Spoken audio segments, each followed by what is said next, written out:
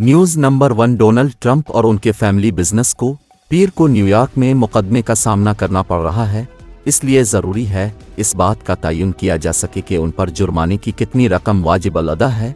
जज को ये मालूम हुआ कि साबिक अमरीकी सदर के असासों को मज़ीद साजगार कर्ज और इंश्योरेंस की शराइत को महफूज बनाने के लिए अरबों डॉलर तक बढ़ा दिया गया है।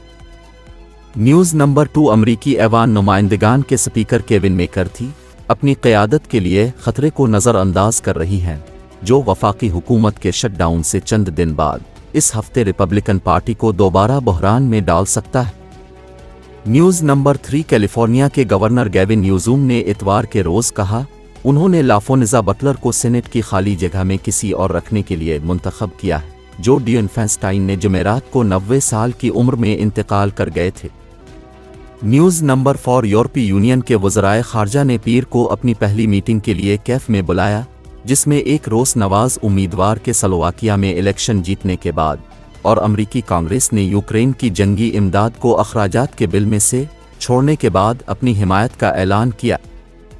News number 5। हेनरी के साइंसदान कातिलीन कारिको और अमरीकी साथी ड्रू वीसमीन, जिन्होंने mRNA मालिक्यूल दरियाफ्त करने से पहले फ़ोटो कापी के लिए लाइन में मुलाकात की जिसने कोविड-19 वैक्सीन्स के लिए राह हमवार की, पीर को 2023 का तिब का नोबल इनाम जीता।